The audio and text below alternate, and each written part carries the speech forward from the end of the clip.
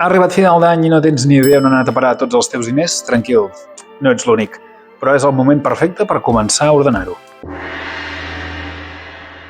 Fer un bon tancament anual és fonamental per poder tenir un bon ordre a les teves finances, ja que si no, tornaràs a fer els mateixos errors que vas cometre. Estalviar poc, gastar massa i no saber com pots millorar. I aquí tens una llista de com fer-ho pas a pas. El primer és mirar els ingressos i les despeses que has tingut al llarg de l'any. Fes un balanç i mira aviam què ha passat perquè hagis gastat més. En segon punt, calcula el teu estalvi real. Per tant, hauràs de mirar aviam quin és el percentatge o la quantitat d'estalvis que has guardat realment de tots aquests diners que has guanyat al llarg de l'any.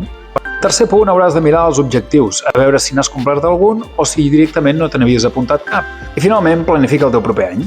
Ajusta el teu pressupost, intenta ficar objectius que siguin realistes perquè puguis anar complint i reserva, evidentment, un espai per estalvi i fins i tot el fons d'emergència en cas que no el tinguis ben cobert.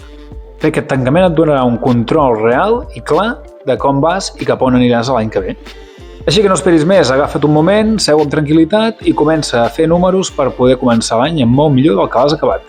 Segueix-me per més consells i apunta't al repte Economitza't si vols que aquest any que ve sigui el teu any financer.